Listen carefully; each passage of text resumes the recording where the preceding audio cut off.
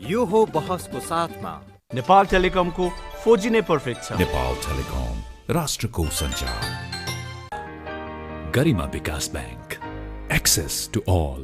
गर्वैदेखि बलियो भूगर्भ सिमेन्ट। कामना सेवा विकास बैंक, प्रगतिको आधार कामना सेवासँगको कारोबार। Vinayak Siddha college, committed for quality education.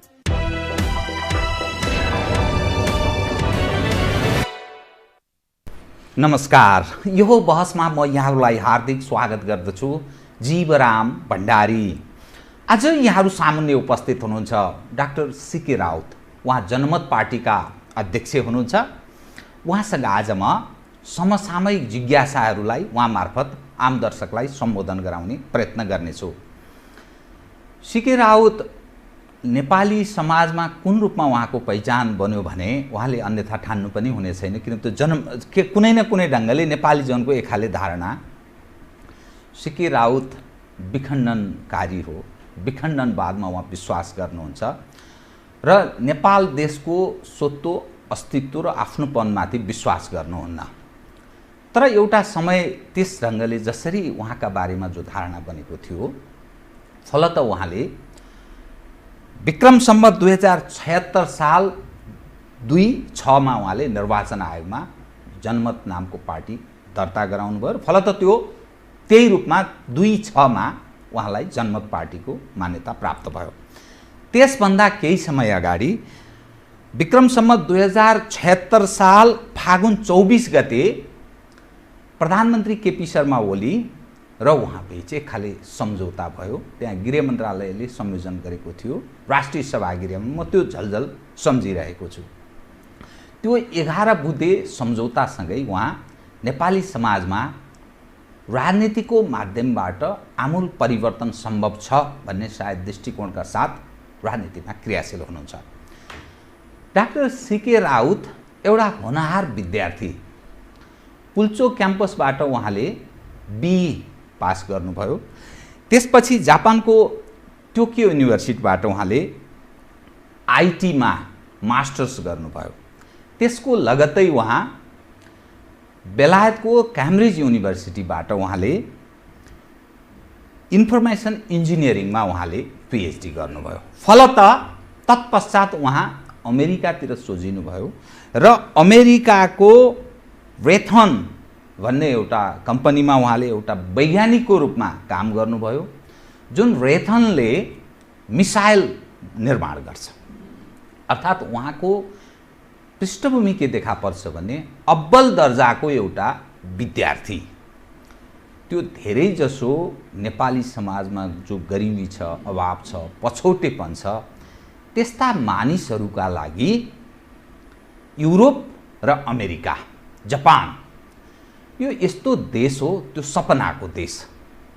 यहाँ नेपाली जन धेरै जसो, खास गरी पछाडि परेका गरिब विपन्न वर्गका मान्छेहरू, तर अलिकति ज्ञान राम्रो राख्ने, विभिन्न कारणले गरिबीमा बस्न बाध्य छन्, ती मानिसहरू युरोप, अमेरिका, अस्ट्रेलिया, जापान किन जान चाहन्छन् भने यहाँ सम्भावना देख्दैनन्, अभावलाई पुरा गर्ने हिसाबले जाने प्रयत्न गर्छन्। यी यावत सम्भावना हुँदाहुँदै डाक्टर सीके राउत नेपाल फर्कनुभयो। नेपाल फर्कना साथ कतिपय मानिसहरूलाई शङ्का पनि लाग्यो, काहीँ प्रायोजित त होइन, यत्रो सम्भावना भएको, यत्रो अवसर हुँदाहुँदै त्यो देश छोडेर उहाँ किन आउनुभयो? अनि उहाँले कुनै न कुनै, मैले प्रारम्भ बताए झैँ, भलै उहाँले खण्डन गर्नुहोला, विखण्डनको मुद्दा किन उठान गर्नु भनेर यसरी सीके राउतलाई शङ्का पनि गरे। यी यावत विषयसँगै ताजा राजनीतिक अवस्थालाई केन्द्रमा राखेर उहाँसँग आज म विश्लेषणात्मक र सूचनामूलक ढङ्गले कुराकानी गर्ने प्रयत्न गर्नेछु। सर्वप्रथम म उहाँलाई स्वागत गर्छु। स्वागत छ डाक्टर साहब। धन्यवाद जीवरामजी, र यो टेलिभिजन परिवारलाई पनि धेरै धेरै बहुत धन्यवाद छ। डाक्टर साहब, म कहाँबाट सुरु गर्न चाहेँ भने प्रारम्भ चाहिँ मैले पृष्ठभूमिमा केही विषयहरू उठान गरेँ, त्यहीँबाट सुरु गरौँ अनि ताजा राजनीतिमा म प्रवेश गर्न चाहन्छु। तपाईँको पृष्ठभूमि यति राम्रो छ, यति सम्भावना भएको एउटा पछिल्लो पुस्ताको व्यक्ति पनि हुनुहुन्छ, यत्रो राम्रो एजुकेसन छ, तपाईँ अमेरिकाको रेथन त्यो कम्पनीमा त्यत्रो मिसाइल डेभलप गर्ने एउटा वैज्ञानिकको रूपमा मिसाइल निर्माण गर्ने वैज्ञानिकको रूपमा काम गर्नुभयो। क्याम्ब्रिजबाट तपाईँले विद्यावारिधि गर्नुभएको छ, टोकियो युनिभर्सिटीबाट तपाईँले मास्टर्स गर्नुभएको छ। त्यत्रो सम्भावना, आय आर्जन, यथेष्ट सुविधा तपाईँलाई प्राप्त हुँदाहुँदै तपाईँ स्वदेश फर्कनुभयो। केही मानिसले अविश्वास गरे र तपाईँ पृथकतावादलाई काहीँ न काहीँ स्थान दिने ढङ्गले तपाईँ प्रस्तुत भएको इतिहासले त्यस्तो देखाउँछ। के त्यस्तो चिज रह्यो जसका कारण तपाईँ त्यहाँबाट यहाँ पदार्पण गर्नुभयो र यो फेरि 11 बुँदे ओलीजीसँग सम्झौता गर्दै तपाईँ यो ठाउँमा प्रवेश गर्नुभएको छ? यो अलि स्पष्ट पारिदिनु, त्यसपछि म ताजा अवस्था उप केन्द्रित रहन्छु, कृपया। अब यो प्रश्नको जवाब त अब धेरै ठाउँमा मैले दिइसकेको छु, त्यो पनि अब पटक पटक आइरहेको छ। अब यो चाहिँ अब एउटा कुनै घटना विशेषले मात्रै भएको चाहिँ होइन, अब यो धेरै ग्रेजुअली चाहिँ हुँदै गएको प्रोसेस संसार भएको हो खासमा। तर यसमा चाहिँ एउटा प्रमुख घटना के छ भन्दाखेरि म अमेरिकामा वैज्ञानिक रूपमा कार्य गर्दै गर्दा सन् 2010 कुरा हो, म नेपाल फर्केँ र मेचीदेखि महाकालीसम्म यात्रा गरेँ। तपाईँ तराईतिर मात्रै गर्नुभयो, पहाडतिर? तराईतिर हो, तराईमा अब छोटो बसाइ थियो तर गरेँ। अनि त्यो बसाइको क्रममा त्यो यात्रा गर्दाखेरि चाहिँ अब धेरै विविध कुराहरू हेर्न पाइयो होइन। भेटघाट पनि एकदम गाउँलेहरूसँग, मजदुरहरूसँग, खेती गर्नेहरूसँग, सबै खालका मान्छेहरूसँग गरेँ त्यति बेला। अनि त्यही क्रममा मेरो घर चाहिँ अब कोशी नजिक सप्तरी जिल्ला हो खासमा। तर म कैलाली कञ्चनपुरसम्म पुगेँ र कञ्चनपुरबाट फर्किने बेलामा चाहिँ अब त्यस्तो अपेक्षाहरू धेरै ठाउँमा थियो। दुईवटा इन्सिडेन्ट्स म खालि भन्न चाहन्छु त्यति बेला। अनि कञ्चनपुरबाट फर्किने बेलामा त्यो कमैयाहरूको बस्ती जुन विस्थापित भएको थियो त्यो बस्तीमा छिर्दाखेरि तिनीहरूले आफ्नो दुःख व्यथा मलाई सुनाए होइन। अनि साथीहरूले चाहिँ परिचय गराइदियो, यो अमेरिकाबाट आएको वैज्ञानिक हो भनेर गराइदियो। तिनीहरू त खुट्टा समातेर त्यहाँ चाहिँ रुन थाले, बाबु तिमी चाहिँ केही गरिदियो होइन, सिडिओसँग भए पनि अलिकति जमिन भए पनि हाम्रो घरको लागि चाहिँ पहल गरिदियो, यो जङ्गलमा हेरौँ हामी चाहिँ बसिरहेका छौँ होइन, झोपडी बनाएर भनेर एकदम धेरै सिनियर मान्छेहरू, महिलाहरू चाहिँ खुट्टा समातेर त्यहाँ रुन थाले। अनि मलाई अलि अलग किसिमको अनुभूति भयो त्यहाँ चाहिँ कि अब यिनीहरू चाहिँ मेरो आफन्त पनि होइनन्, मलाई चिने जानेका मान्छे पनि, रगतको साइनो नाता छैन होइन। घरबाट लगभग 700-800 किलोमिटर पर छु, घरको पनि होइन, नजिकको मान्छे पनि होइन, म सिडिओ एसपी पनि केही पनि होइन, कुनै सरकारी कर्मचारी पनि होइन। त्यही पनि यिनीहरूको अपेक्षा मबाट कति धेरै छ भनेर त्यहाँ चाहिँ बोध गर्ने अवसर पाएँ कि।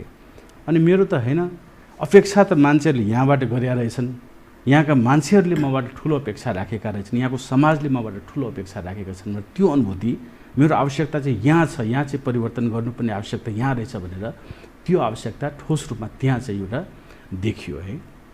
अनि त्यहाँबाट घर फर्केर आउने बेलामा पनि होइन, अब स्वाभाविक रूपमा कतै जानुभयो भने बाबु एउटा बोरिङको व्यवस्था गरिदियो, एउटा स्कुल बनाइदियो, बाटो बनाइदियो, यस्तो कुराहरू चाहिँ धेरै आइराखेको हुन्छ होइन।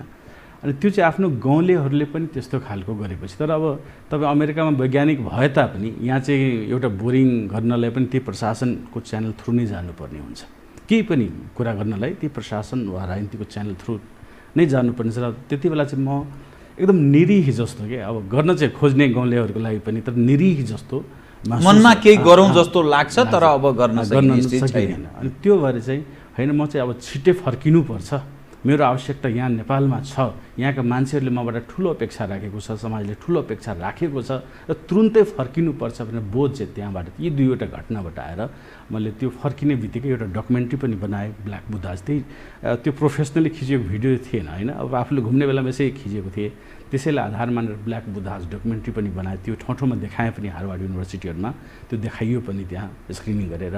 र त्यति बेलै मैले निर्धारण गरेँ होइन म चाहिँ सकेसम्म चाँडै फर्किन्छु। फर्किनु नै थियो होइन, 10 वर्ष पछाडि फर्किनु नै थियो सुरुदेखि मानसिकता। तर त्यो घटना भएपछि होइन म अहिले नै फर्किन्छु, जीवनको के भरोसा हुन्छ र जति सकिन्छ आफूले आफ्नो समाजको लागि कन्ट्रिब्युट गरौँ भनेर चाहिँ फर्किनु। अनि त्यो सम्भावना हुँदाहुँदै तपाईँ फर्कनु बडा राम्रो गर्नुभयो त्यो एकदम। तर जुन ढङ्गले तपाईँ फर्कनुभयो र तपाईँले जुन प्रयत्न गर्नुभयो, खास गरी तराई क्षेत्रमा जुन राजनीतिक अभियान प्रारम्भ गर्नुभयो, त्यो विखण्डनसँग जोडिन्छ, कुनै न कुनै अलगाववादको जो कुरा गरिन्छ नि त्यससँग जोडिन्छ। तर तपाईँले फेरि निर्वाचन आयोगमा 76-2-6 पार्टीको दर्ता पनि गर्नुभयो, जनमत पार्टी अर्थात् संविधान सम्मत, यो संविधानभित्रको तपाईँ पार्टीको एउटा अध्यक्ष हुनुहुन्छ। त्यसै गरी विक्रम सम्मत 2076 फागुन 24मा ओली नेतृत्वको सरकारसँग तपाईँले फेरि अर्को 11 बुँदे सम्झौता गर्नुभयो।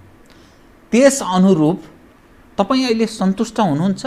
जुन मान्यता राखेर तपाईँ स्वदेश फर्कनुभयो, नेपाली जनको मुहारमा केही परिवर्तन भएको, यो राजनीतिक प्रणालीबाट कुनै आश गर्ने ठाउँ रहेको के पाउनुभयो त? तपाईँले पार्टी दर्ता गर्नुभयो, तपाईँको जुन खालको क्रेज थियो त्यो अब मेरो ठाउँबाट हेर्दा क्रेज घटेको जस्तो अर्थ लाग्छ।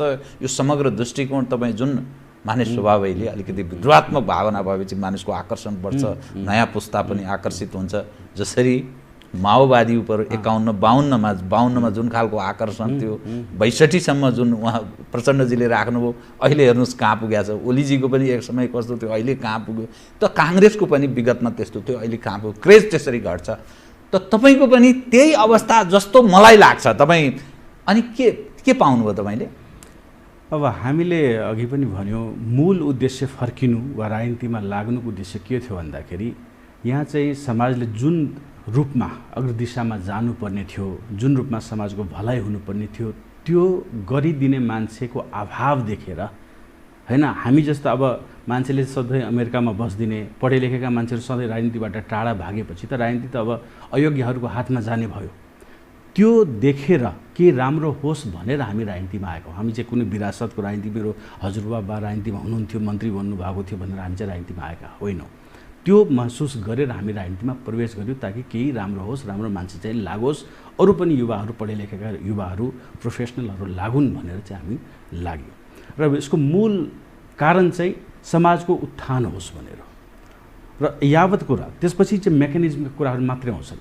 जसलाई तपाईँले अहिले विखण्डनवाद भन्ने हुनुहुन्छ वा व्यवस्थाको कुरा भयो, त्यो चाहिँ अब एउटा टेक्निकल कुरा मात्रै भयो। टेक्निकल कुरा मात्रै। मूल कुरा चाहिँ समाजले कसरी उत्थान गर्ने, त्यो माध्यम चाहिँ फरक हुनसक्छ, तर लक्ष्य भनेको, अल्टिमेट लक्ष्य भनेको त्यो हो कि हामीले सुरुदेखि नै त्यसलाई प्रश्न पार्दै आएका छौँ। र त्यो टेक्निकल कुराहरू जुन छन् माध्यम, त्यो चाहिँ अवस्थाअनुसार बदलिँदै जाने हो। तपाईँले यहाँ पनि अब सङ्घर्ष गर्दाखेरि राजतन्त्रमा पनि सङ्घर्ष गरेको हो मान्छेले, लोकतन्त्रमा पनि सङ्घर्ष गरेको, गणतन्त्र आउँदा पनि सङ्घर्ष गरिराखेकै छन् होइन। भनेपछि त्यो विभिन्न सिस्टम आउँदाखेरि त्यो सङ्घर्ष गर्ने तरिकाहरू फरक हुन्छन्। कुनै बेला होला जति बेला चुनावै नगरिकन, निर्वाचनै नगरिकन पनि सङ्घर्ष गरिरहेका थिए। अहिले गणतन्त्रमा निर्वाचन हुन्छ, लोकतन्त्रमा निर्वाचन हुन्छ, त्यसको माध्यमबाट गरिराखेका छन्। त्यो माध्यमको कुरा मात्रै भयो, त्यो चाहिँ हामीले याद गर्नुपर्ने कुरा हो। अब जहाँसम्म कुनै सम्झौताको कुरा छ होइन, हामीले 2075 साल फागुन 24 गते सम्झौता गरेर जनताको भावना अनुसार हामीले चाहिँ एउटा पार्टीको रूपमा चाहिँ दर्ता गरायौँ। किनभने अहिलेको मेकानिजम, अहिलेको जुन नयाँ संविधान बनिसकेपछि जुन माहौल बन्यो, त्यसबाट हामीले के गर्न सक्छौँ भनेर पार्टीको रूपमा आएर अहिले धेरै काम पनि हाम्रो अगाडि बढेको छ। अब पहिला कस्तो आकर्षण त हुन्छ, तर आकर्षण मात्रै भएर पुग्दैन। तपाईँले समाजलाई के फल दिन सक्नुभयो त, त्यो चाहिँ मायना राख्छ। आफू मात्रै प्रोजेक्ट भएर त भएन, समाजको लागि के राम्रो गर्न सक्यौँ, हामीले के कन्ट्रिब्युट गर्न सक्यौँ, त्यो पनि हेर्नुपर्ने हुन्छ। आकर्षण मात्रै भएर पुग्दैन। त्यो भएर अहिले चाहिँ कमसेकम हामीले खुल्लमखुल्ला कार्यक्रम गर्न पाएका छौँ, सङ्गठन बनाउन पाएका छौँ, समाजमा काम गर्न पाएका छौँ, जनताहरूसँग भिज्न पाएका छौँ। र त्यो अनुसार तपाईँले हाम्रो वेबसाइटमा, पार्टीको वेबसाइटमा हेर्नुभयो भने अहिले 700, विगत 3 महिनामा मात्रै 700 भन्दा बढी वडाहरूमा हामीले वडा अधिवेशन गरेका छौँ। हामीले एकदम सकारात्मक बाटो र फलदायी बाटोमा लागेका छौँ। पहिला चाहिँ अब हल्ला चाहिँ बढी हुन्थ्यो, त्यो चार्म चाहिँ बढी देखिन्थ्यो, तर फलदायी चाहिँ जनताको नजरबाट वा कुनै कामको नजरबाट त्यो फलदायी हुँदैन थियो। तर अहिले सबै कुरा संस्थागत भएर, संस्थागत रूपमा, व्यवस्थित रूपमा हामी चाहिँ एकदम लक्ष्यतिर अगाडि बढिराखेका छौँ। र लक्ष्य भनेकै समाजलाई उत्थान गर्नु हो, एउटा राम्रो राजनीतिक भविष्य दिनु। म ताजा स्थितिमा प्रवेश गर्नु पूर्व यो दुईटा चाहिँ जवाब दिनु, त्यसपछि म त्यहाँ प्रवेश गर्छु। अनि यो जो सिस्टम छ नि, जुन सिस्टममा हामी छौँ, तपाईँले व्यवस्थाको कुरा गर्नुभयो, अनि विखण्डनको मुद्दा चाहिँ के भयो त? अब तपाईँ जुन मान्यताबाट स्वनिर्देशित भने मैले जुन ढङ्गले तपाईँ निर्देशित हुनुहुन्थ्यो, त्यो विषय अब छोड्नुपर्ने परिस्थितिमा तपाईँ किन पदार्पण गर्नुभयो?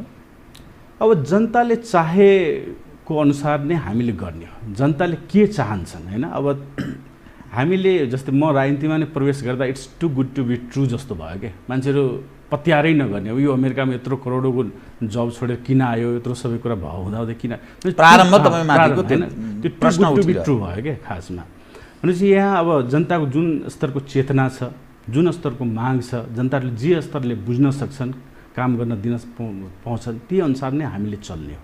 अल्टिमेटली त्यो जनताकै माग अनुसार नै पार्टीको स्थापना भएको। हामीले आफैले गरेका होइनौँ, हामीले चाहिँ अधिवेशन गराएर होइन, त्यहाँ परिषद बैठक बैठेर सबैजनाले निर्णय गरेर नै त्यो भएको हामीले। अब ताजा राजनीतिक अवस्था, तपाईँले जुन सरकारसँग 11 बुँदे सम्झौता गर्नुभयो नि, राष्ट्रिय सभागृह म अहिले सम्झिरहेको छु कि ठुलो क्रेज पनि थियो, मानिसहरू धेरै धेरै आम सञ्चारकर्मीहरूको धेरै ठुलो उपस्थिति पनि थियो।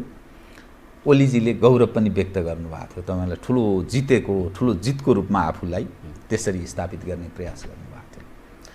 यहाँ आइपुग्दा प्रतिनिधि सभा विघटन भएको स्थिति छ, चुनावको सङ्घारतर्फ मुलुक उन्मुख छ, त्यसका बावजुद पनि राजनीतिक स्थिरता, स्थायित्व र समृद्धि, तपाईँले जो विकास, जो दिन दुखी गरिबको जो कुरा गर्छौँ नि हामी, तिनलाई स्थान प्राप्त हुने सम्भावना क्षीण छ। जुन चरित्रको राजनीतिक नेतृत्व छ, जुन सिस्टमलाई हामीले एडप्ट गरेका छौँ, जुन चरित्र नेपाली समाजमा हाबी हुँदै हुँदै हुँदै गएको छ, आपराधिक चरित्र नेपाली समाजमा क्रमशः बढोत्तरीमा छ र गरिब र धनी बिचको दूरी झन्झन बढ्दैछ। बडा ठुलो तनावको स्थिति र यो त्यस्तो पूर्व सन्ध्यामा छ, कहीँ कुन बेला के हुन्छ, एक अर्काप्रति अविश्वासको स्थिति छ। अब यो स्थितिमा तपाईँ कसरी सोच्नुहुन्छ? तपाईँ नयाँ पुस्ताको यत्रो होनहार विद्यार्थी, पढे लेखेको, सारा सम्भावना त्यागेर यहाँ आउनुभयो, त्यो दुखीको तपाईँले कुरा गर्नुभयो, साँच्चै कटु पक्ष तपाईँले भन्नुभयो, अब के हुन्छ? जीवरामजी, यो एकदम साँच्चै नै मैले भन्नुपर्ने कुरा तपाईँले नै उठान गर्नुभएको रहेछ। खासमा अहिले अब संसद विघटन जुन एकदम चर्चा परिचर्चामा छ, खासमा जनताको सरकार त्योभन्दा धेरै नै ठुलो हुनुपर्ने हो र हुनुपर्छ भनेर मलाई लाग्छ। किनभने जनताले आखिर अहिलेको यक्ष प्रश्न भनौँ न, यक्ष प्रश्न भनेको संसद विघटन भयो, को प्रधानमन्त्री बन्ने, कसको पार्टी जित्ने, चुनाव हुने कि नहुने, को पार्टी जाने भनेर मात्रै चाहिँ होइन मेरो विचारमा है। अहिलेको यक्ष प्रश्न भनेको समग्र राजनीतिमाथि नै उठेको छ। त्यो किन भन्दाखेरि जनताले राजनीतिबाट आखिर दिने के? जनताले सबभन्दा बढी दिन सक्ने भनेको 2/3 बहुमत हो, दिएको हो। जनताले 2/3 बहुमत दिएको हो। राजनीतिक प्रणालीको कुरा गर्नुहुन्छ भने नेपालमा कुन चाहिँ प्रणाली आएन?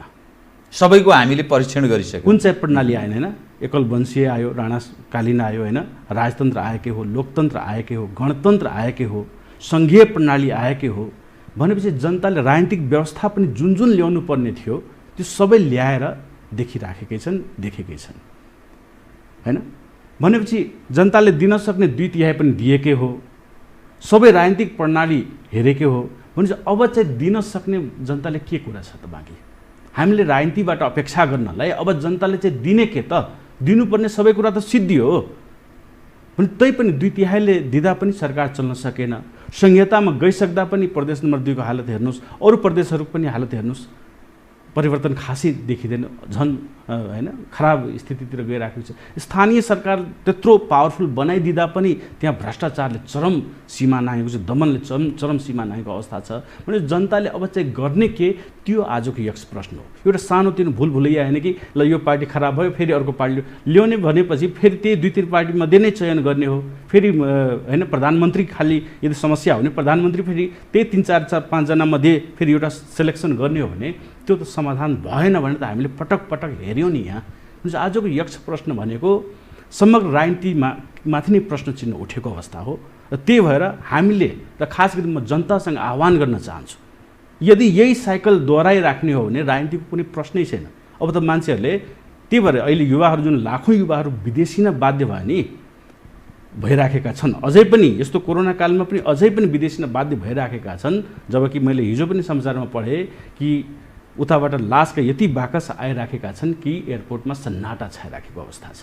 त्यही पनि तिनीहरू कतिसम्म हताश भएका छन् राजनीतिबाट भने ल हामी चाहिँ सक्दैनौँ, यहाँ के गर्न दिँदैनौँ पनि तिमीहरूले, हामी बरु विदेशै जान्छौँ, त्यहीँ मर्छौँ, अझ कमाएको पैसामा पनि 2/3 तिमीहरू नै राख, 1/3 किनभने ट्याक्सको नाममा आखिर घुमाइफिरा 2/3 त सरकारले लिने हो, 2/3 पनि तिमीहरू नै ल्याऊ, 1/3 भए पनि हामीलाई कमाएर विदेशमै भए पनि कमाएर खान दियो, त्यतिसम्म जनताको मानसिकता पुगिसकेको अवस्था छ हैन। त्यो अवस्थाले म जनताले पनि आह्वान गर्न चाहन्छु, यहाँ समग्र राजनीतिमै प्रश्न उठेको छ। जनताले आखिर दिन सक्ने भनेको घुमाइफिरे सबभन्दा बढी दिन सक्ने भनेको त्यही 2/3 हो हैन। प्रदेश सरकार आफ्नो बनाइदिएको हो, स्थानीय सरकार आफ्नो बनाइदिएको हो भनेपछि आज सबभन्दा मूल प्रश्न भनेको राम्रो मान्छेलाई चयन गर्ने, योग्य मान्छेलाई चयन गर्ने र सही मान्छेलाई त्यहाँ राजनीतिमा पुर्याउने, नभए त यो साइकल चाहिँ रिपिट भइरहेको छ, त्यो देश चाहिँ निराशामा जेलिराख्ने अवस्था नै आउँछ। जनतामा त्यो खालको चेतनाको स्तरको लागि तपाईँले आह्वान हो, त्यसरी बढोस्, त्यसरी विवेक प्रयोग होस् भन्ने। एकदम। तर अब सवाल के छ भने जहाँ गरिबी छ, जहाँ अभाव छ, अशिक्षा छ, पछौटेपनको शिकार छन् नेपाली जन, अनि त्यसमा प्रलोभनले बडा महत्त्वपूर्ण काम गर्छ। सङ्गठित जत्था छ जो केन्द्रदेखि तल्लो तहसम्म नेटवर्क बनाएको छ, त्यो भ्रमै सही, त्यो जनताले त्यही कारणले उसलाई मत जाहेर गर्छ।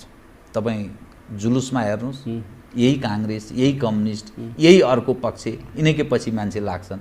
त्यो बुझेको पनि छैन कुन पार्टीमा लागेको छु, के प्रयोजनको लागि, तर लाग्छ। त यस्तो अवस्थामा त्यो जनताले कसरी विवेक प्रयोग गर्छ, त्यो क्षमता जसको एजुकेसनको लेभल त्यो छ, गरिबी छ, सामान्य प्रलोभनमा ऊ पर्छ, कसरी सम्भव छ बताउनुहोस्। अब त्यही भएर राजनीति शास्त्रमा एउटा कहावत नै छ कि हैन, हरेक समाजले आफ्नो हैसियत वा औकात अनुसारकै सरकार पाउँछ हैन। अब हामीका जनता चाहिँ 500,000मा बिक्ने भइदिए त्यही अनुसारको चाहिँ सरकार त्यही चरित्रको पाइराखेका छन्। तर यसको मतलब यो होइन कि हामीले जनता ल ठिकै भयो, तिमीले चाहिँ 1000 रुपियाँमा आफ्नो मत बेच्यौ, तिमीलाई ठिकै भएछ भनेर चाहिँ भन्न खोजेको होइन। हामीले चाहिँ के गर्न खोजेका हौँ भने जनताको त्यो समाजको भनौँ न समग्रमा त्यो हैसियत नै माथि उठाउने, त्यो चेतना नै माथि उठाउने प्रयासमा अहिले हामी लागेका छौँ। र त्यही अनुसार चाहिँ हाम्रा विभिन्न अभियानहरू पनि होइन, आरटीआईका अभियान भयो, भ्रष्टाचार विरुद्धको अभियान भयो, समग्रमा राजनीतिक जनचेतना फैलाउने अभियान भयो, राम्रा योग्य युवाहरूलाई राजनीतिमा ल्याउने अभियान भयो, यो चाहिँ हामीले सञ्चालन गर्दै आएका छौँ ताकि यहाँ चाहिँ समग्रमा राम्रो सबैको होस् भनेर नै हामीले गरिराखेका छौँ होइन। र यो एउटा अब ग्रेजुअल प्रोसेस पनि हो एक हिसाबले, र हामीले त्यही भएर विभिन्न ठाउँमा भन्ने पनि गरेका छौँ, जनताले पनि आह्वान गर्दैछौँ, या त परिवर्तनको आशै नगर या त पुराना पार्टीहरू छोड्नु पर्यो, विकल्प छैन। पुराना पार्टीहरूलाई अब काङ्ग्रेसकै कुरा गर्नुहुन्छ भने त हामीले 60-70 वर्षदेखि जिताएर बेहोरिरहेका छौँ। कम्युनिस्टलाई पनि 25 वर्ष झेल्यौँ, या क्षेत्रीय दलहरू पनि उदय भएका तिनीहरूलाई पनि 14 वर्षदेखि हामीले झेलिराखेका छौँ। सबैलाई त हेऱ्यौँ भनेपछि त्यो पुराना पार्टीहरूबाट केही सम्भव छैन भनेर पटक पटक असफल वा प्रमाणित भइसकेका मान्छेहरू हुन् भनेपछि एउटै कुराले, जस्तै क्यालकुलेटरमा तपाईँले 2+2 भनेर 1000 चोटि गरेर गर्दा पनि तपाईँले फरक रिजल्टको अपेक्षा गर्न सक्नु, त्यो फरक परिणामको अपेक्षा गर्नु भनेको पागलपन हो भनेर आइन्स्टाइनले पनि भनेका छन्। तर हामीले त्यही गर्दैछौँ, त्यही मान्छेहरूले पटक पटक प्रधानमन्त्री बनाउने, त्यही पार्टीहरूले पटक पटक जिताउने, अनि फरक परिणामको आशा गर्नु चाहिँ त्यो मूर्खता मात्रै हो। त्यही भएर हामीले चाहिँ राम्रा मान्छेहरूलाई राजनीतिमा अवसर दिउँ। पहिला विकल्प थिएनन् होला, अहिले विकल्पहरू प्रशस्त छैन। म आफ्नो मात्रै कुरा गरिरहेको छैन, यदि हामीमाथि पनि भरोसा छैन वा अरू दलहरूमाथि पनि, कुनै नयाँ दलहरूमाथि पनि भरोसा छैन, तपाईँ आफै राजनीतिमा लाग्नुहोस् न, आफै राजनीतिमा लागेर परिवर्तनको नेतृत्व गर्नुहोस् भनेर म समग्र जनता र योग्य नेतृत्वहरूलाई पनि आह्वान गर्न चाहन्छु। सचेत हुने यहाँले कुरा गर्नुभयो। त्यो बाहेक अरू पनि केही विकल्प छ कि, जस्तै जुन खालको सिस्टम हामी अवलम्बन गरिरहेका छौँ, यस्तो सिस्टम संसारका धेरै देशमा छन्। यही सिस्टमको माध्यमबाट अब्बल दर्जाको समृद्ध नागरिक भएका देश पनि छन्। कन्तबिचोक हविगत कङ्गालको रूपमा परिणत भएको देशहरू पनि छन्। तपाईँ धेरै देश, तपाईँ अफगानिस्तान देख्नु, सिरिया देख्न सक्नुहुन्छ, कति कति धेरै देशहरू देख्न सक्नुहुन्छ। तपाईँ हाम्रै छिमेक 70-80 वर्षको उनीहरू प्रजातान्त्रिक अभ्यास गरेको देश, लालु यादवले नेतृत्व गरेको बिहार, जसमा अहिलेको निर्वाचनको माध्यमबाट सर्वाधिक लोकप्रिय र सबभन्दा ठुलो पार्टी त्यही लालु यादव, जो भ्रष्टाचारको मुद्दामा जेलमा छन्, उनको छोरा, त्यो कुनै हिसाबले पनि त्यो मानिनुपर्ने आधार होइन, तर जनमत त्यसरी प्राप्त हुने गर्छ। खास गरी यो तेस्रो विश्वका देशहरूमा कसरी सम्भव छ, कसरी छनौट गर्न सक्छ जनताले? व्यवहारले त्यस्तो देखिँदैन। कङ्गो तपाईँ उदाहरणको रूपमा हेर्न सक्नुहुन्छ, सिरिया हेर्न सक्नुहुन्छ, धेरै देशहरू त्यस्ता छन्, भलै समृद्ध भएका देश पनि छन्। हाम्रो जो नेपाली जुन जनमत छ, जुन खालको शिक्षा छ, सम्भव छ कि यसको विकल्प अरू पनि केही छ कि यो परीक्षणमा हेर्दै जाउँ 70-80 वर्ष 150-200 वर्ष यस्तै हेर्दै जाने भन्ने हुन्छ? होइन, म एकदम आशावादी छु। नयाँ पुस्ताहरूसँग खास गरी म धेरै आशावादी छु। पहिलाका मान्छेहरूमा अब के भयो भन्दाखेरि के हदसम्म अब राजनीतिक चेतनाको जुन रूपमा हुनुपर्ने थियो त्योभन्दा पनि एउटा पार्टी विशेषसँग लोयल भइदिने र अहिले त्यही भइराखेको छ। खासमा त्यो गर्दाखेरि चाहिँ अप्ठ्यारो थियो। तर नयाँ पुस्ताहरूसँग म एकदम नै आशावादी किन छु भन्दाखेरि तिनीहरू चाहिँ अब धेरै अनुभव लिएर सबै राजनीतिक प्रणाली त हेरिसके र त्यो पनि छोटो क्रममा होइन, सबैले यादै छ कि 10 वर्ष अगाडि कस्तो थियो 20 वर्ष अगाडि कस्तो थियो भने त्यो सबैले अब देखिसकेको अवस्था हो भनेपछि तिनीहरूले याद पनि छ, सम्झना पनि छ। र त्यो चाहिँ अहिले नयाँ पुस्ताहरूले विदेशमा जाँदाखेरि जुन अनुभवहरू बटुले कि हाम्रो स्वदेशमै रोजगारी भइदिए कति राम्रो हुन्थ्यो, हामी पनि केही गर्न सक्थ्यौँ, यस्तो मरुभूमिमा चाहिँ केही नहुने देशमा चाहिँ यति होइन चाँडो समृद्धि ल्याउन सक्छन्, हाम्रो देश त झन् कति राम्रो भनेर जुन भावना पलाइराखेको अवस्था छ त्यो कुराले चाहिँ अलिकति सकारात्मक हुनुपर्ने अवस्था चाहिँ छ। र त्यसको एउटा साक्षीको रूपमा भनौँ हामी आफै पनि हौँ। हाम्रो पार्टी चाहिँ कतै पनि कुनै पैसा खर्च गरेर चाहिँ कार्यक्रम गर्दैन, कसैलाई कुनै लाभको पद कसरी जो गर्नुहुन्छ हैन, त्यही कतै कुनै लाभको कुरा पनि छैन, पदको कुरा पनि छैन, कतै सत्तामा गएको अवस्था पनि छैन। त्यही पनि हेर्नुहोस् जनताहरूमा यस्तो लगाव छ कि उनीहरू आफैले खर्च गरेर आफैले लगानी गरेर पनि स्वस्फूर्त रूपमा ठाउँ ठाउँमा कार्यक्रम वडा अधिवेशनहरू पनि गर्दै आएका छन्। यो चाहिँ एकदम जनताको तर्फबाट एउटा एकदम सकारात्मक सन्देश हो। यदि कुनै मान्छे नेतृत्व गर्न आउँछ भने हामी सहयोग गर्नको लागि तयार छौँ भनेर आउँछ। तर जुन अब 50, 60, 70 वर्षदेखि जुन एउटा सिस्टमले जेलिराखेको अवस्था त्यो अब रातारात हराउने कुरा चाहिँ होइन। त्यसको लागि अलिकति समय लाग्छ, धैर्यता पनि चाहिन्छ। त्यो धैर्यता राखेर नै हामी गइराखेका छौँ र त्यो एकदम हामी पोजिटिभ भएर लागौँ, सकारात्मक भएर लागौँ कि एकदम सम्भव छ र त्यो पनि हाम्रै पालामा पनि सम्भव छ भनेर त्यो सङ्केतहरू चाहिँ प्रष्ट रूपमा देखिराखेका छन् अहिले चाहिँ। त्यो भएर हामी आशावादी छौँ। अनि यो प्रतिनिधि सभा विघटन भयो, भलै त्यो विचाराधीन अवस्थामा छ सर्वोच्च अदालतको संवैधानिक इजलासमा, यो महिनाभरिमा कुनै एउटा फैसलामा पुग्ने अवस्थामा सायद सर्वोच्च प्रवेश गर्ला। प्रधानमन्त्रीले अर्थात् नेपाल सरकारले वैशाख 17 र 27 गते 2 चरणको निर्वाचन गर्ने प्रतिनिधि सभाको भनेर डिक्लेयर गरेको छ। यो अवस्था उप तपाईँ कसरी हेर्नुहुन्छ एज अ जनमत पार्टीको अध्यक्षको हैसियतले? अब यो मुद्दा चाहिँ सर्वोच्चमा विचाराधीन छ र हामी पनि त्यसकै परिणामको प्रतीक्षामा छौँ होइन। अब के आउँछ त्यो अनुसार नै हाम्रो नीति पनि निर्धारण हुने हो होइन। पुनर्स्थापना भए के गर्ने, चुनावमा जाने भए के गर्ने, त्यो चुनाव सम्भव छ? अब हामीले अब सकेसम्म हाम्रो वास्तविक योजना भनेकै त अब 1.5 वर्ष पछाडि नै चुनावमा जाने गरी नै हामीले तयारी गरिराखेको थियो। त्यही आधारमा अहिले हामी चैत वैशाखतिर महाधिवेशन गराउने पनि योजना ल्याएका थियौँ। तर बिचमै अब यो निर्वाचन घोषणा भइदिँदा हामीलाई पनि अलिकति अप्ठ्यारो चाहिँ भएकै हो सङ्गठनमा। तर यदि सर्वोच्च अदालतले होइन भ्यालिड छ, निर्वाचन हुनैपर्छ भन्यो भने हामी निर्वाचनमा भाग लिनै पर्ने अवस्था आउँछ र त्यो अवस्थामा हामी भाग लिनको लागि पनि रेडी छौँ। त्यो आधारमा हामी आफ्नो योजना पनि बदलिराखेका छौँ। त्यो हो।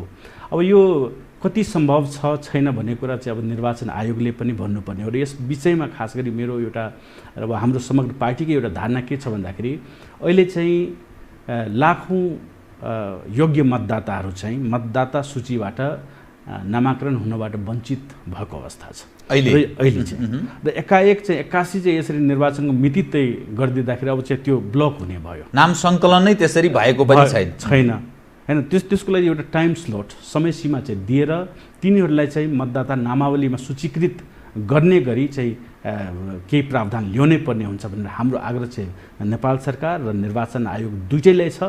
र त्यो आधारमा यदि निर्वाचनको मिति सार्नु परे पनि त्यो सारेर सबै मतदाताहरूले योग्य मतदाताहरूले समेट्ने गरी निर्वाचन गराउनुपर्छ।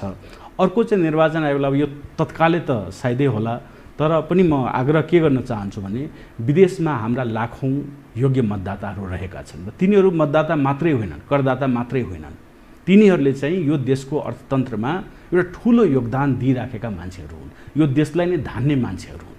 र तिनीहरूलाई पनि कसरी हुन्छ यो मतदानमा अब त्यहाँ केही प्राविधिक कुराहरू होला, कठिनाइहरू होला, तर त्यसलाई हामीले एउटा समाधान गरेर तिनीहरूलाई पनि मतदानको अवसर दिनुपर्छ, तिनीहरूलाई पनि मतदानको अधिकारबाट वञ्चित गर्नुहुन्न, तिनीहरू पनि यो देशको एउटा प्रमुख स्टेक होल्डरको रूपमा रहेकोले तिनीहरूले समावेश गराउनुपर्छ भन्ने मेरो नेपाल सरकार र निर्वाचन आयोग दुईटैले आग्रह रहेको छ। यस सवालमा तपाईँ त सम्झौता ओलीजीको नेतृत्वको सरकारसँग सम्झौता गर्नुभयो, त यस बीचमा ओलीजीसँग तपाईँको भलाकुसारी छलफल यो विषय उप केही भयो अथवा भेट्ने प्रयास गर्दै हुन्छ, भेटघाट भएको स्थिति छैन? यी तमाम जो विषय छन् नि यो विषय त महत्त्वपूर्ण तपाईँ उठान गर्दै अब यो पटक पटक तपाईँले पनि उठाइराख्नुहुन्छ। हामीले चाहिँ नेपाल सरकारसँग सम्झौता गरेका हौँ, त्यहाँ चाहिँ ओलीजीको बदलामा अर्को मान्छे पनि हुनुहुन्थ्यो र यो धेरै मान्छेले भ्रम छ कि यो पहिलो सम्झौता हो, होइन, हाम्रो यो दोस्रो सम्झौता हो।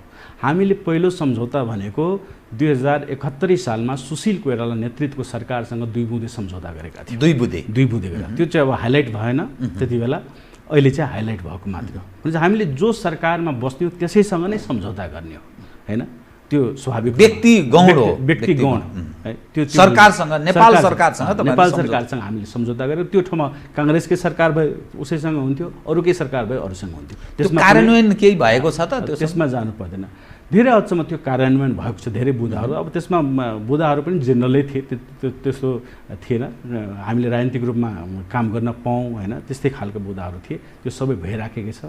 कार्यकर्ताहरूमा मुद्दाको फिर्ताको कुरा त्यो प्रक्रियामै रहेको अवस्था, त्यो पनि हामी नेपाल सरकारले चाँडो नै त्यसलाई सघाउनको लागि अझै बाँकी छ, प्रक्रियागत कुराहरू अझै बाँकी छ। त्यसमा चाहिँ त्यो चाहिँ नेपाल सरकारले एउटा विश्वासको वातावरण बनाउनका लागि भए पनि कि होइन, यहाँ चिटिङ भएको होइन देखाउनको लागि भए पनि चाहिँ त्यो चाहिँ चाँडै नै त्यसलाई निर्क्योल गर्नको लागि गृह मन्त्रालयले म यहाँबाट पनि आग्रह गर्न चाहन्छु।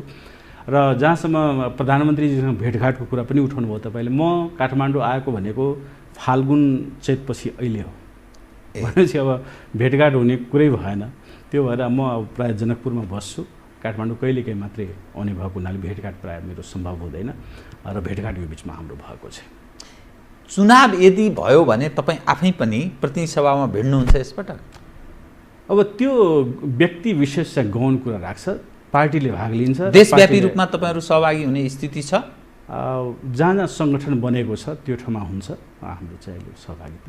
तपाईँ अब 2 नम्बर प्रदेशको मानिस होइन, जो देश संहितामा गयो भनिन्छ नि, होइन, अनि 2 नम्बर प्रदेशको अवस्था चाहिँ कस्तो पाउनुहुन्छ त? त्यहाँ मधेस प्रदेश बारम्बार यस्तो नारा आइरहन्थ्यो, अनि विभिन्न कति जातीय विषयहरू पनि उठान गर्नेहरू पनि छन्। प्रदेशको गतिविधि, प्रदेश सरकारको भूमिका र खास गरी 2 नम्बर प्रदेशको भूमिका कस्तो पाउनुभयो तपाईँले? अब म चाहिँ यो कमेन्ट गर्नुभन्दा पहिला नै भन्न चाहँला कि प्रदेश नम्बर 2 मेरो घर हो, पुर्खौली घर पनि त्यही हो, बसाइ पनि अहिले त्यही हो, र त्यो कारणले गर्दाखेरि मेरो कमेन्टहरू पनि वा सरोकारका विषयहरू पनि प्रदेश नम्बर 2 सँग अलि बढी हुनु स्वाभाविक हो। त्यसलाई कसैले अन्यथा लिनु हुँदैन कि प्रदेश नम्बर 5 मा वा प्रदेश नम्बर 8 वा 7 मा चाहिँ किन कसैले कमेन्ट गरेन भने त्यो चाहिँ नहुनुपर्ने हो। र प्रदेश नम्बर 2 को अवस्था हेर्दाखेरि साँच्चै नै निकै नै विकराल अवस्था रहेको छ। भर्खरै तपाईँले रिपोर्ट हेर्नुभयो होला, एउटा चाहिँ यो 40 महिनामा वा 3 वर्षमा भनौँ होइन, 62 वटा हत्याका घटनाहरू र 168 वटा बलात्कारका घटनाहरू त्यहाँ घटेका छन्। त्यसमा पनि जिल्ला वाइज हेर्नुहुन्छ भने जहाँ प्रदेश सरकारको उपस्थिति छ धनुषामा सबभन्दा बढी घटेको अवस्था छ। र यो चाहिँ अब उजुरीको आधारमा हो है, रिपोर्टको आधारमा, तर वास्तविक घटना चाहिँ मधेसमा धेरै नै ठुलो रूपमा भइराखेको अवस्था छ। किनभने मान्छेहरू तपाईँले यदि हेर्नुहुन्छ भने उजुरी गर्नै जाँदैनन् नि, विपन्न वर्गहरू, दलित वर्गहरू, निमुखा वर्गहरू त उजुरी गर्नै जान्छ। तिनीहरूलाई गाउँमै होइन एउटा दमन शोषण गरेर हुन्छ कि पैसा दिएर मिलाएर हुन्छ कि होइन, डर त्रास देखाएर हुन्छ कि तिमीलाई म आफ्नो खेत जोत्न दिन्न भनेर हुन्छ कि तिमीलाई म आफ्नो घरमा काम गर्न दिन्न भनेर हुन्छ कि त्यो डर त्रास देखाएर त्यो उजुरीसम्म प्रहरीसम्म पुग्दैन। यो प्रहरीमा पुगेको घटना मात्रै हो, तर वास्तविक घटना भन्दाखेरि योभन्दा 10औं गुणा बढी छ। त्यो हेर्नुपर्छ हामीले। र यसमा पनि अधिकांश पात्र हेर्नुहुन्छ भने खास गरी विपन्न निमुखा वर्गका मान्छेहरू छन्, पीडित बलात्कृत हुने र हत्या भएका। त्यसमा सबभन्दा चिन्ताजनक कुरा के हो भन्दाखेरि यो र्यान्डम एक्टिभिटिज होइन। यसमा यदि दोषीको डेटा एनालाइसिस गर्नुभयो भने त्यो चाहिँ कुनै वडा अध्यक्षको भाइ भतिज पर्ने हुन्छ। राजनीतिक संरक्षणमा यसको अर्थ सबै भइरहेको छ। सबभन्दा चिन्ताको विषय चाहिँ त्यो हो। अब ऱ्यान्डम भएको भए त ल एउटा अपराधिक घटना भयो जहाँ पनि घट्न सक्ने हो, तर यहाँ चाहिँ राजनीतिक संरक्षणमा त्यो जितेका जनप्रतिनिधिहरूले आफ्ना मान्छे लगाएर हत्या हिंसा र बलात्कार फैलाइराखेको अवस्था छ। त्यो अवस्था छ।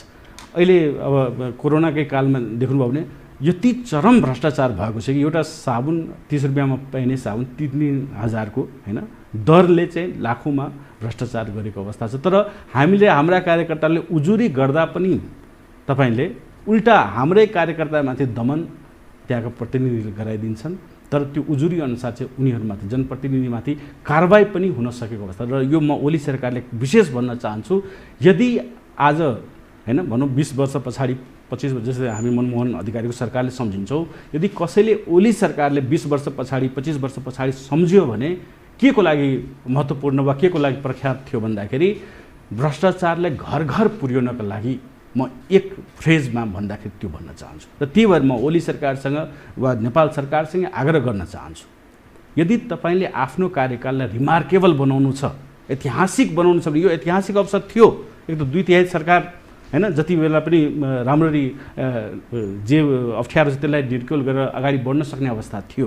यस्तो बेलामा यदि तपाईँले भनौँ न 753 स्थानीय तहको मात्रै फाइल झिकाएर र त्यो 5 वर्षको 3 वर्षको पनि गर्नु पर्दैन, 1 वर्षको मात्रै अडिट गर्न लगाएर राम्ररीसँग त्यसको भ्रष्टाचारको छानबिन राम्ररी गरेर यदि कार्यकाल अगाडि बढाउनु सक्यो त्यो रिमार्केबल हुन्छ। तर त्यो अवसर पनि गुम्दै गएको अवस्था छ, गुम्दै गएको अवस्था छ। त्यही भएर म नेपाल सरकारसँग पनि आग्रह गर्न चाहन्छु, भ्रष्टाचारले नियन्त्रण गर्ने ठोस काम होस्। किन भ्रष्टाचार नियन्त्रण भएन भने तपाईँको रोडम्याप जतिसुकै राम्रो होस्, ब्लुप्रिन्ट जतिसुकै राम्रो होस्, त्यो भ्रष्टाचार भयो भने त्यो त्यहाँबाट के उपलब्धि हासिल हुन सक्दैन। त्यही भएर म यो नियन्त्रण गर्नलाई पनि सरकारसँग आग्रह गर्न चाहन्छु। जुन तपाईँले ठ्याक्कै त्यो परिस्थिति देखाउनु भयो, 62 जनाको 2 नम्बर प्रदेशमा मात्रै हत्या भएको छ, 168 जना बलात्कृत भएका छन्। विपन्न वर्ग र त्यो राजनीतिक संरक्षणमा देखा पर्छ, त्यो कहीँ न कहीँ राजनीतिसँग सम्बन्धित मानिसहरूको परिवारजनबाट भएको छ। अझै लुकेका घटना कति हुन्छन्, कति सबै सार्वजनिक ढङ्गले आउँदैन। अनि के आयो त, के ल्याएको त, के सिस्टम हो यो जहाँ जनप्रतिनिधि छन्, जनताले मत दिन्छन्, अनि ठुल्ठुलो कुरा गरिन्छ, सङ्घीयता भयो, अधिकार सम्पन्न स्थानीय सरकार बन्यो, अनि फेरि लोकतन्त्र उपलब्धि, संविधान सभा मार्फत संविधान जारी, जनताको यो कारुणिक दृश्य, यो दुर्व्यवहार, दुरावस्था के आएको यो? अब त्यही यसैलाई पनि प्रमाणको रूपमा जनताले पनि अध्ययन गर्नुपर्ने हो, मलाई त्यस्तो लाग्छ। किनभने अब व्यवस्था आफैमा आएर चाहिँ कुनै ठुलो परिवर्तन हुने होइन, त्यहाँ चाहिँ कस्तो मान्छेले तपाईँ त्यो व्यवस्थामा पठाउनुहुन्छ त्यसले ठुलो मायना राख्छ भनेर कुरा हो। जस्तै स्थानीय तहलाई हामीले धेरै अधिकार दिएका छौँ, यतिसम्म के होइन शिक्षा चाहिँ त्यहाँ स्कुलमा के लागू हुने पाठ्यक्रम बनाउनेसम्मको अधिकार त्यसलाई छ। तर मलाई एउटा उदाहरण दिनु, 753 स्थानीय तहमध्ये त्यहाँका जुन प्रमुख छन् तिनीहरूमध्ये ओ लेभल वा ए लेभल के हो भनेर थाहा हुने चाहिँ कतिवटा होला प्रमुख चाहिँ, त्यो अन्दाजा गर्नुहोस्। जसलाई ओ लेभल वा ए लेभल के हो थाहा छैन त्यसको हातमा चाहिँ तपाईँले पुरा शिक्षा नै, सम्पूर्ण विद्यालयको शिक्षा नीति नै हालिदिनु भयो, पाठ्यक्रम बनाउने जिम्मा नै हालिदिनु भएपछि उनीहरूले शिक्षाले के बनाउँछन् त, ध्वस्ती बनाउने।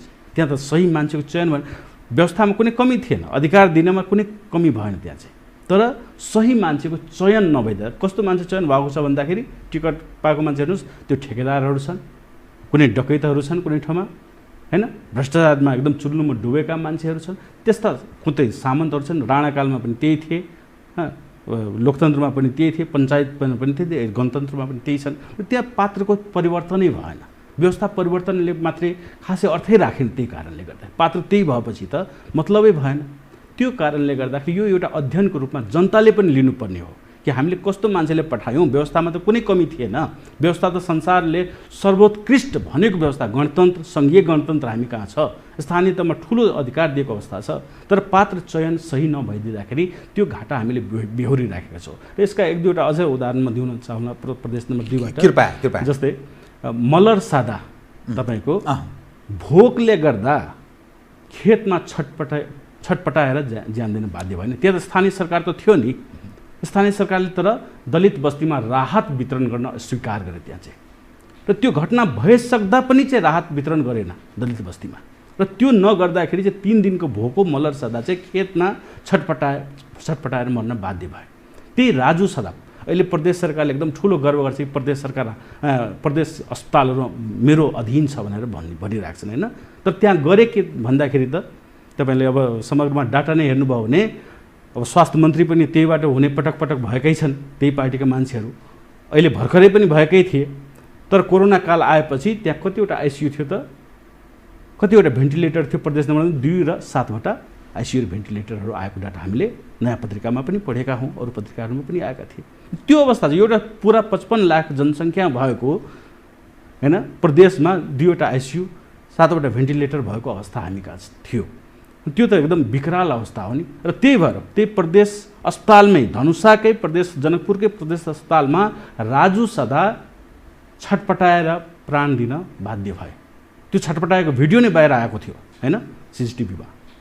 त्यो अवस्थामा त्यही प्रदेश सरकारको अस्पतालमा ज्यान दिन बाध्य। त्यहाँ चाहिँ कुनै पेसेन्ट जाँदाखेरि कसैको उपचारै गर्न नमान्ने खालको बताउनु। किन भन्दाखेरि त्यहाँ हरेक अस्पतालमा चाहिँ नियुक्ति कसले पाएका छन् भन्दाखेरि व्यवस्थापन समिति राजनीतिक कार्यकर्ताहरूले ठाउँ सबै ठाउँमा नियुक्ति पाएर भ्रष्टाचार गरेको अवस्था छ। आफ्नै मान्छेहरूले योग्य मान्छेले नदिएर आफ्नो मान्छेले खालि त्यहाँ नियुक्त गरेको अवस्था छ। त्यो परिणाम चाहिँ हामीले भोग्न बाध्य भएका छौँ। त्यही सीमामा होइन वीरेन्द्र यादव भनौँ छटपटाएर भोकले मरिदियो, कुनै एम्बुलेन्स उसलाई लिन आएन होइन। पटक भइराखेको अवस्था छ। तपाईँको शम्भु सदा कुरा गर्नुहुन्छ भने त्यहाँ प्रहरीको हिरासतमा त्यहाँ राजनीतिक कार्यकर्ताहरू छिरेर त्यसको हत्या त्यही गरिदिए र त्यसको उजुरीसम्म पनि प्रहरीले लिन मान्दैन। त्यसको लागि ठुलो आन्दोलनै गर्नु पर्यो। 10 दिनसम्म त आन्दोलनै चल्यो उजुरी एउटा सामान्य उजुरी दर्ता गर्नको लागि। त्यो विकराल किनभने त्यहाँ राजनीतिक दबाब थियो। त्यो अवस्था छ। हाम्रै कार्यकर्तालाई हेर्नुहुन्छ भने हाम्रा कार्यकर्ताहरूमा ठाउँमा आक्रमण भइराखेका छन् होइन। विभिन्न ठाउँमा चाहिँ त्यही जितेका जनप्रतिनिधि यो पार्टीमा किन लाग्यो भनेर अनेक बाधा यातनाहरू दिइराखेको अवस्था छ। त्यो भय त्रासमा प्रदेश नम्बर 2 का जनताहरू बाँचिराखेका छन् र यसबाट चाँडै नै उन्मुक्ति हामीले खोज्नै पर्छ, नभए स्थिति झन् जटिल हुँदै जानेछ। तपाईँले ठिकै उदाहरण दिनुभयो। जो भएको दृश्यलाई तपाईँले आम दर्शक लाखौँ दर्शकलाई बताउने प्रयत्न गर्नुभयो। 2 नम्बरको मात्रै होइन, अब यो यस्ता धेरै रिपोर्ट सबै प्रदेशमा त्यस्तो छ। अनि जुन अवस्थामाबाट नेपाल गुज्रिरहेको छ नि, मानिसले त 62-63 देखि अहिलेसम्म हेर्नुहोस् त यो 15 वर्ष व्यतीत भयो होइन।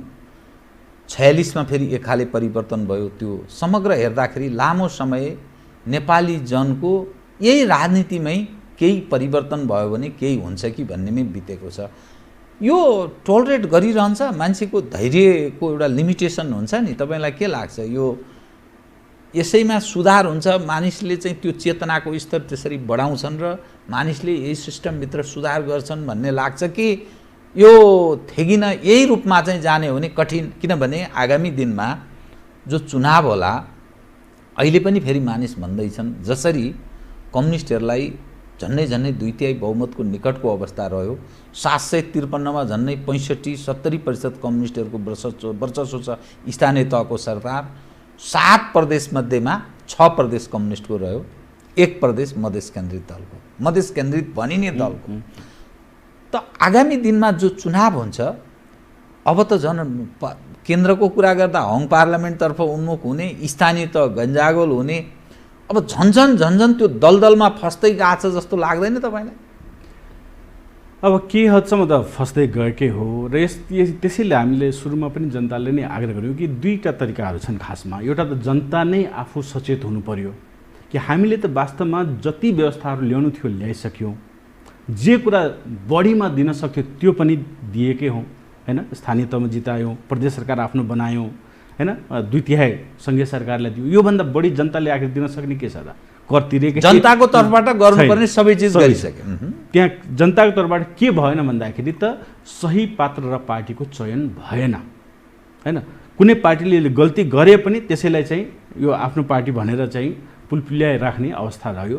त्यो चाहिँ जनताले चाहिँ कोर्स करेक्सन गर्न सक्नु पर्यो, अन्यथा यो स्थिति अझ भयावह हुँदै जाने नै छ। त्यो हामीले देख्यौँ होइन। जनता कोरोना कालमै मरिराख्दाखेरि काठमाडौँबाट हजारौँ मान्छेहरू पैदल यहाँबाट जानु पर्यो। विदेशमा मान्छेहरू छटपटाइराखेका थिए उद्धारका लागि। तिनीहरूबाट सबै कुरा त आखिर लिएकै हुन् यो सरकारले होइन। तैपनि उनीहरूलाई उद्धार गर्न त सकेनन्।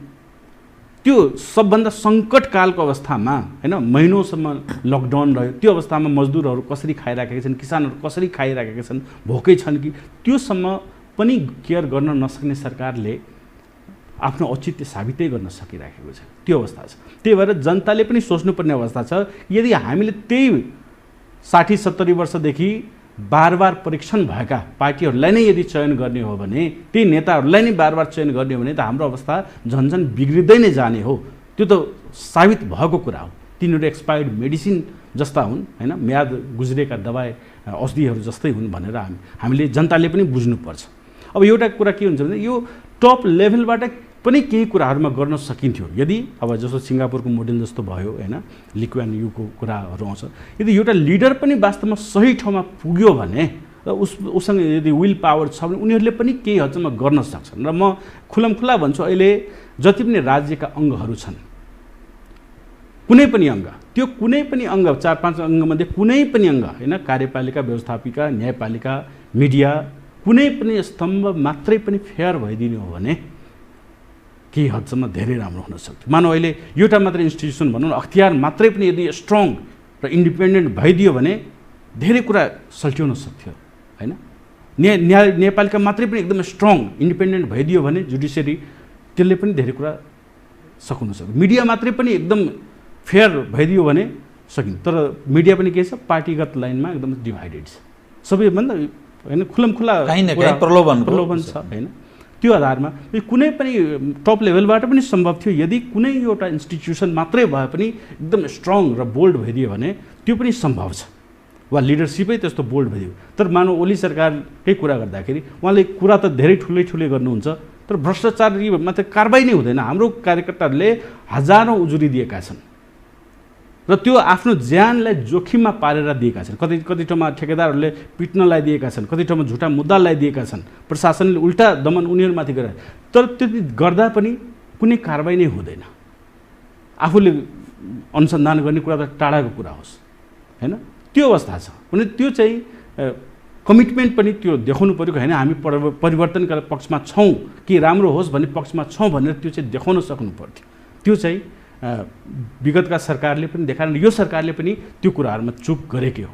विवेक शून्य राजनीतिक नेतृत्व, प्रशासनिक र सुरक्षा संयन्त्र र विभिन्न अङ्ग प्रत्यङ्ग, सरकारका विभिन्न राज्यका महत्त्वपूर्ण अङ्गहरू, तिनले यथेष्ट नेपाल सापेक्ष, नेपाली सापेक्ष भूमिका निर्वाह गर्न नसकेको कुरालाई यहाँले उजागर गर्ने प्रयत्न गर्नुभयो।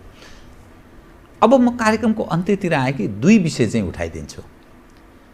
प्रतिनिधि सभा विघटन प्रतिगमन हो भन्ने एउटा पक्ष सडकमा छ।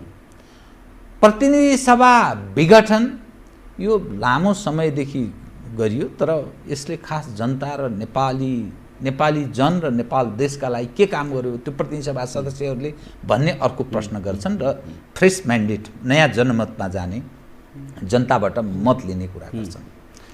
तपाईँको दृष्टिकोणमा यो प्रतिगमन कि के?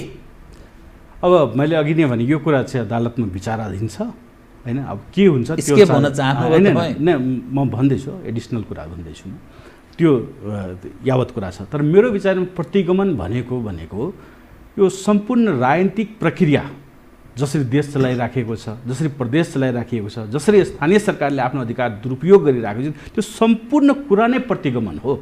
हामीले यसको लागि त स्थानीय सरकार बनाएका थियौँ कि त्यसले जनतामाथि नै कर थोपोस् र जनतालाई नै दमन गरोस्, त्यसको लागि त बनाएका थिएनौँ। र त्यो आफैमा प्रतिगमन हो। प्रदेश सरकार यसको लागि त बनाएका थिएनौँ त्यसले दलितहरूको अधिकार खोसोस्। अहिले प्रदेश नम्बर 2 मा मन्त्रीमण्डलमा कतिवटा महिला छन् त भन्नुहोस् त? छैन। कतिवटा दलित वा आदिवासी छ? छैन होइन। त्यसको लागि त हामीले चयन गरेका थिएनौँ। प्रतिनिधि सभाका सदस्यहरूले गरेको काम कारबाही नै प्रतिगमन हो। प्रतिनिधि सभाका सदस्यहरूले आज अहिले होइन बसिराखेका थिए काठमाडौँमा वर्ष दिनदेखि, तल ओर्लेकै थिएन। अब उनीहरूको कुर्सी गएपछि बल्ल तल ओर्लेको छ। अब जनता यिनीहरूले कनेक्टै हुन पाएका छैन। आखिर यो को हो त भनेर चिन्नै पाएका छैनन्। एउटा पार्टी अध्यक्षले 3 वर्ष त कार्यकाल रह्यो, 3 वर्षको कार्यकालमा आखिर गरेको के त? प्रतिनिधि सभा सदस्यले गरेको चाहिँ के भने एउटा पार्टीको अध्यक्षले महोत्तरीमा गएर 25-30 लाखको गेट बनाउनु भएको छ अनि 6 करोड जुन सांसद सुविधा आउँथ्यो सांसद विकास कोषबाट त्यो चाहिँ गयो भ्रष्टाचारमा। र उहाँहरूले गरेको काम भनेको 6 करोड चाहिँ वर्षेनी लिने, त्यसबाट चाहिँ 25-30 लाखको काम गराइदिने, बाँकी चाहिँ भ्रष्टाचार गर्ने। त्यो बाहेक त अरू कुनै देखा पर्ने कामै जनता समक्ष उनीहरूले दिनै सकेको छैन। र त्यो आफैमा प्रतिगमन हो। त्यही भएर हाम्रो असन्तुष्टि भनेको समग्र राजनीतिक प्रक्रियासँगै छ, समग्र राजनीतिसँगै छ। र जनताको पनि अहिलेको चाहिँ कन्सर्न भनेको त्यो चाहिँ हुनुपर्ने हो। यो होइन कि कसलाई सांसद बनाउने, कुन पार्टीले बन्ने। अहिले के भइरहेको छ ल होइन फलानु मान्छे प्रधानमन्त्री भइदियो हुन्थ्यो, त्यस्तो खालको आन्दोलन भइराखेको छ। स्पष्ट होइन, फलानु मान्छेले हटाएर फलानु मान्छेलाई केही सुधार हुन्छ जस्तो लाग्दैन। ओलीजीको विकल्पमा अर्को आयो भने केही सुधार हुन्छ हामीले कसलाई देखेका छैनौँ ल भन्नुहोस् त। अहिले जो पनि म प्रधानमन्त्री बन्न पाऊँ भनेर जनता समक्ष गइराखेका छन्, म पार्टी अध्यक्ष बन्न पाऊँ भनेर गइरहेको, तिनीहरूमध्ये कसलाई हामीले देखेका छैनौँ, कसको शासनकाल हामीले झेलेका छैनौँ। भने त्यहाँ त एकदम अलरेडी प्रुभेन मान्छेहरू छन्। कुन ठाउँमा नेपालको राजनीति प्रवेश गरेको ठ्याक्कै छ जस्तो देखिन्छ अहिले हेर्दा? कहाँ प्रवेश गर्दैछ र के हुन सक्छ? अहिले अब एकदम दुर्भाग्यपूर्ण अवस्था म भन्छु यसलाई। तर यसलाई सल्ट्याउन सक्ने भनेको फेरि जनताले नै हो। अब जनताले चाहिँ के गर्नु पर्यो भने भाइ यही साइकलमा गइराख्ने हो भने त केही छैन, तर अलिकति पनि यदि परिवर्तनको आकाङ्क्षा छ भने यो साइकललाई हामीले तोड्नै पर्छ। हामीले त्यही भ्रष्टाचारी, त्यही बलात्कारी, त्यही होइन घुस खाने मान्छेहरूलाई, त्यही ठेकेदारहरूलाई चाहिँ चयन नगरेर, त्यही अलरेडी होइन एक्सपायर्ड मेडिसिन प्रुभ भइसकेका मान्छेहरूलाई राजनीतिमा चयन नगरेर नयाँ नेतृत्वको चयन गर्ने, फेयर नेतृत्वको चयन गर्ने, योग्य नेतृत्वहरूको चयन गर्नेतिर चाहिँ लाग्नुपर्छ। र अहिले जुन स्तरबाट जुन यो प्रदर्शन गर्ने कामहरू पनि भइरहेको छ, त्यो चाहिँ अब कतै न कतै होइन त्यसमा आर्थिक चलखेलकै आधारमा भइराखेको अवस्था छ। त्यसलाई पनि क्षणिक प्रलोभनलाई त्यागेर हामी आफ्नो दूरगामी राजनीतिक भविष्य हेर्नुपर्ने अवस्था रहेको जस्तो मलाई लाग्छ। धन्यवाद सर, डाक्टर साहब। धन्यवाद। आदरणीय दर्शकवृन्द, उहाँ हुनुहुन्थ्यो डाक्टर सीके राउत, जनमत पार्टीका अध्यक्ष। समसामयिक विषयलाई केन्द्रमा राखेर गरिएको कुराकानी। म सहित मेरो सम्पूर्ण युनिटलाई कार्यक्रमबाट बिदा दिनुहोस्, तर यो हो टेलिभिजन, हेर्दै रहनुहोला। नमस्कार।